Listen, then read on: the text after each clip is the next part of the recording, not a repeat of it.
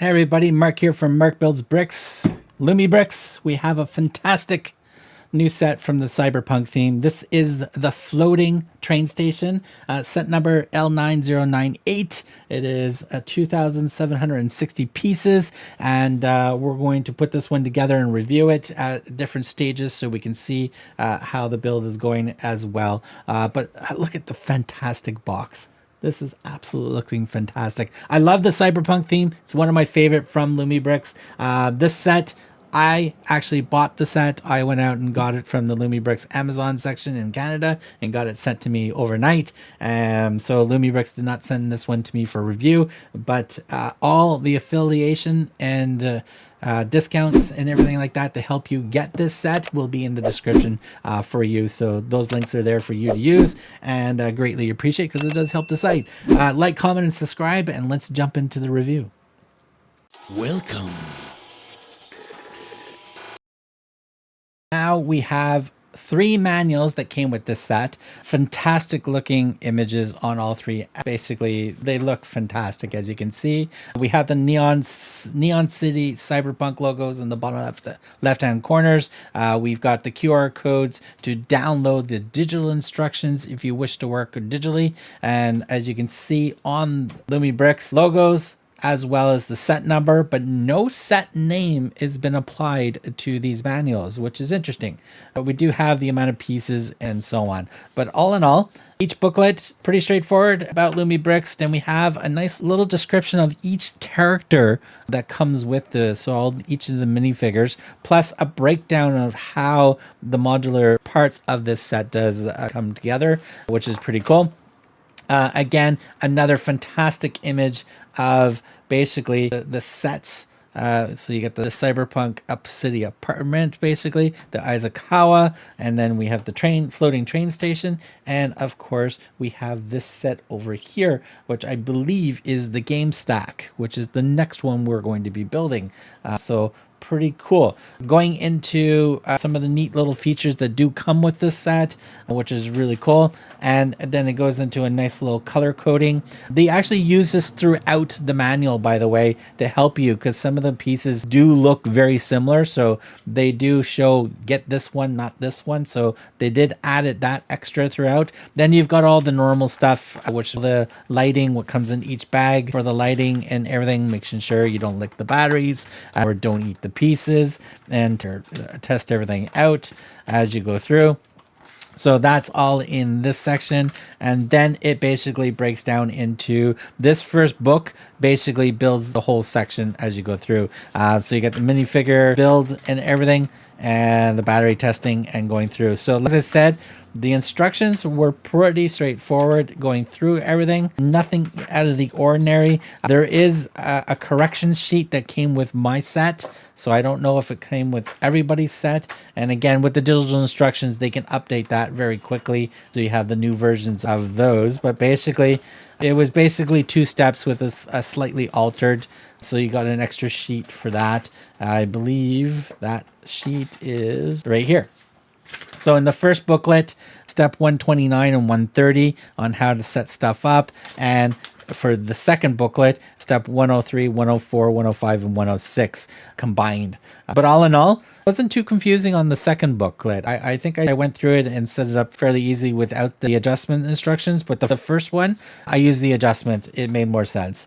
Straight through, looking good, very cool. Mental note when putting this rail on, the bottom of the rail where it fits, it's really close to the wire connection box for the double signs. Make sure you have enough slack in your wire for that to fit nicely, or just don't attach the bottom, just a heads up on that. Mine, I didn't have enough slack, so it's not attached, but it holds in place perfectly well. But just give the wires some extra slack and you should be good there. And this section here, when you build this really cool awning with the curved, with the printed pieces and stuff like that, the red section with the curved pieces, before you put these pieces, the clear pieces on, just be patient. It's a little fragile. They do pop off really quickly when you put everything in place. But once you get it in place, it basically sits, and then you just attach it on the bottom. There is no connectors up in this section to the actual building itself. But just have a little patience there and you should be good. Everything else, so when it comes to the double signs for the animated signs and which wire goes into what. I didn't do this, but if you want to make sure which wire, put a little piece of tape on one of the wires that connects to one of these boxes. Then this way you can figure out which one is which.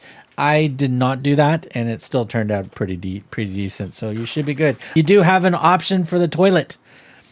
You can actually have pee on the floor. So an extra printed piece to show there's pee on the floor, or you can use a clean one. It is up to you. It is pretty funny that they actually added that in the staff toilet room.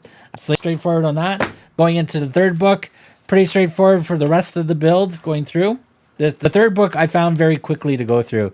It went really smooth. There was no any issues. When it comes to building the portal, just take your time.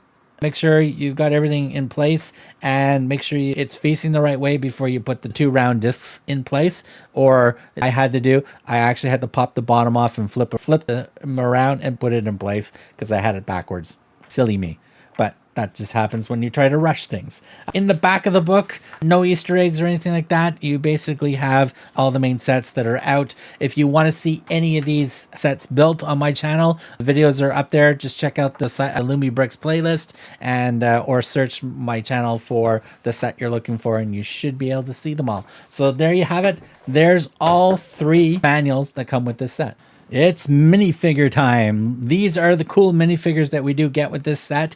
I do have one little issue with the guy with the green hair, but we'll get into that in a second because you can see how wobbly he is, and he's supposed to be attached. His feet do not have enough clutch to actually hook in. So it doesn't matter which piece I put it on, it's the feet themselves. I have some extra feet that are in black, so I'm going to replace them, and we should be perfectly fine with that. So let's talk about all 5 that we get.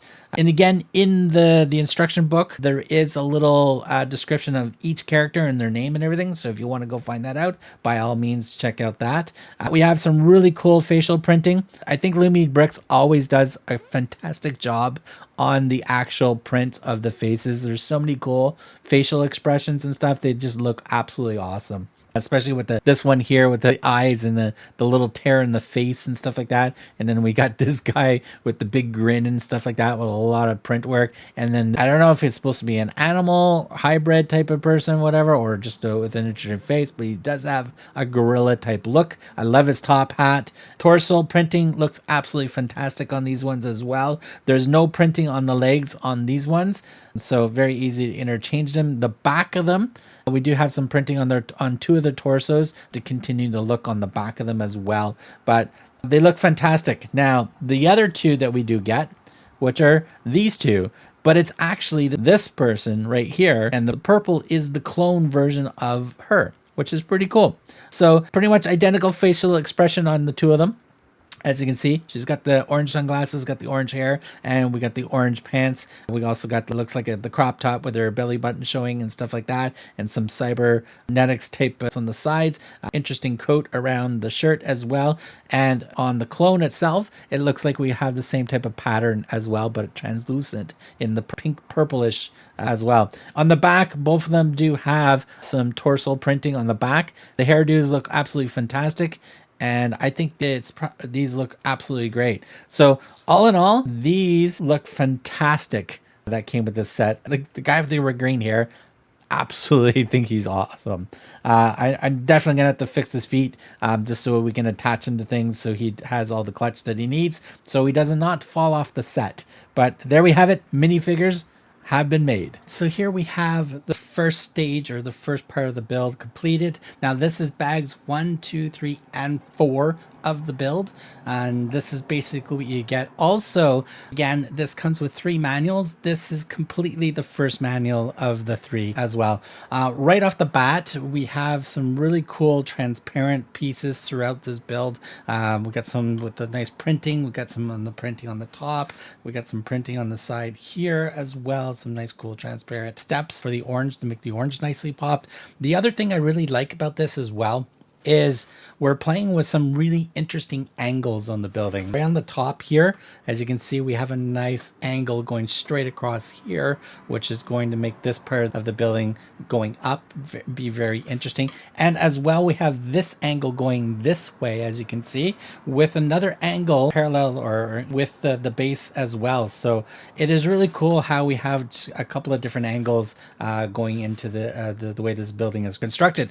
I do like the color scheme so far with the bright oranges and the yellows, and with the dark blacks, and the transparent pieces have been absolutely fantastic throughout the whole thing. We got a nice little grate. Wiring, we do have a good bunch of wiring and getting lights into place and making sure wire management is in place, which is great. This wire management piece, usually we put wires through here. This actually has lights inside of it, this piece right here. So normally we just run wires here when we use pieces like this, but this actually has lights inside. So it'd be very interesting what we're going to light up for this. Pretty cool looking security camera on this side as well. We have a nice transparent printed piece on the window, and of course operation hours, 6 a.m. to 8 p.m. I think it is, on this nice little sign as well. Pretty cool. Going to this side of the building, as you can see, some nice green transparent to wrap around and inset for this nice little door that opens up very nicely. No printing on this door at all, but it looks really good. And of course, we have our power connector on the base as well. So when we do slide the Cyberpunk sets together and they connect up, we can use one power source to connect all of the sets together. Now there is another power jumper on this side. This is the female connector. So the other set you male to the female connector, where on this side, this is the male connector. Right here at the bottom corner, where you have to fit it into a female connector for the power to flow correctly. On this side of the building, as you can see, it's nice and dark. It's black, looks pretty simple. We do have some wire management going in and out of the wall, but we do have hinges and a nice little handle. We can actually pull and open up this part of the floor, where we have a nice information booth here where people line up to get their tickets and information and stuff like that. Is basically right here, which is pretty cool. Now be mindful of putting these plates on. Make sure they're on nice and flat and smooth, so it does not get caught on this part of the roof or the cutout, so it can slide in very easily. We can also access inside the booth by pulling out the wall, which is just on a couple of studs, 3 studs right here. So you have ample access to put some minifigs inside there as well. So we can just pop that in nicely. And as we said, coming around on this side, we have a nice little stairwell with some industrial look to it. Right here under the stairwell is a USB connector and a power switch. So if you use this set as the main set to power up all your Cyberpunk sets, this is where you put your connection and for your USB power bank or the battery pack and stuff like that going here. We'll probably show this with the battery pack first, just so we can show you, and then we'll probably daisy chain all the sets up and then show them with them all on with one battery source. So there you have it. That is the first stage of this build of the floating train station from the Cyberpunk series, and I absolutely love this build. It has been absolute fun build so far, so I'm looking forward to jumping into the next 2 books that we have to do to finish this off. All right, we've got a lot done. Everything you see here right now that has been added, it is for book 2. So we have completed book 2 by this stage of the game as well. There are lots of stuff going on. We have even more lights were added to this as well. We built the 2-car train. As you can see, it does slide very slightly snug on the rail, but it does move back and forth. We do have some really cool printing on the actual train cockpits as well. There are 2 seats inside each car. The front seat also has the ability to put the minifig in a sitting position and attach their feet so they stay in there snug, which is a nice little touch. And on this car, we do also have one printed piece of number 5, so car number 5. Some nice transparent overlay printed pieces as well, with another print in the background on a transparent piece, so give some nice depth and everything and stuff like that. So that looks really good. One mindful note when building this, the red structure here where it pops into place. Little fragile when you get these pieces on, so just be patient. These tend to pop off when you're trying to fit everything in place. Also, this does not actually attach to anything going this way for the moment. A little mental note. This window here that's at the top right here is actually slightly angled outward. So I like that there's so many cool angles on this build. It is really cool because we have angles this way, we got angle that way, we have angles going this way, angles inside of angles. It's really cool. This neat, interesting feature right here. Both these transparent panels, there are two different types up there. I assume that these are going to flicker intermittently on and off with this connector. So these just slide into which used to be basically the wire management piece, but these actually have lights in them. So it's actually going to shoot light up these transparent pieces. So this is really cool. Now, also, when you wire it in the management, it does state that one wire should go that way type scenario to connect these, just because they are two different colors, pieces that you slide these into place. Now, the wires themselves aren't color coded. So if you do not want to misplace which wire goes where or anything like that, I advise if you have a little color sticky something, sticker, just wrap it around something or get a piece of tape or something like that and just wrap it around one of the wires so at least you know which wire is which. I just put them in place, so we'll see what ends up popping up when I turn everything on. Other than that, really cool panels. Also, the wire management down in this area, there are two wires that are going to be coming out and going into the wall. For this red piece, the bottom part to connect in nicely, make sure you have enough slack on the wire. Mine is a little tight, so I did not push too hard or attach the bottom part of this red rail to this two studs down there because I don't want to snap the wire. But make sure you have enough give or slack so you can actually slip it in nicely and you should be good. Coming to this side of the build, as you can see, lots of black and yellow and some gray. We also have a nice little transparent window here and stuff like that. This little knob as well, we can pull this whole section right out. And as we turn it around, for staff only, this is the toilet. This door opens and closes, as you can see, super easy. You have a choice of a type of sticker to put on the bottom, whether if you want pee on the floor or not. It is purely up to you. I put it in there just so you have the option, and there's a nice little printed piece on the actual toilet for all the functions for the toilet. But that's basically how that pops out. You just grab it and it just kind of wiggles right into place. This wall here with the two pieces of transparent windows, this opens up nicely as well, so it gives you full exposure of the stairwell going up and coming out onto the terrace on this side as well, with another opening on that side and a nice little printed panel. Also, this is a pretty decent for hiding some of the wires as well. Let me zoom in there. As you can see, there's a lot of wires bulged up to that. I tried to tuck them in as best as possible inside there with some tweezers, but so nice little area to tidy up on some wires. So that comes to open as well. And we do have our jumper plate at the top as well to continue up as we go up on this build. Now, also, this wall opens up, which will also give you access to see inside and stuff like that. And that should be lit up when all the lights are on as well. Just a couple of studs holding that in place. And of course, like we did earlier in the video, the information section of the bottom does open up as well, which is just a little tight. So just be patient. We also have the power junction here.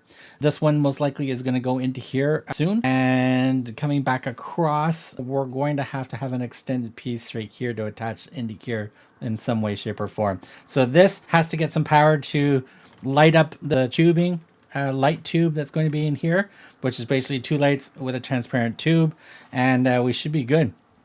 Other than that, this is absolutely a fantastic build. A couple little fragile spots, as I mentioned, so far in the build. I love the color, even though we have a lot of mix and matches of colors and stuff like that. I think it kind of suits this building very nicely, and I am just so impressed with all the different angles. And it's not just a straight square here and there. So that is really cool. So next up, we're going to finish the last part of the book, and then we'll do my final thoughts of the completed set. So we've completed the floating train station, cyberpunk theme, of course, and I absolutely love it. Love the look of this. Love all the different angles and lines and everything. The two little train cars are absolutely awesome.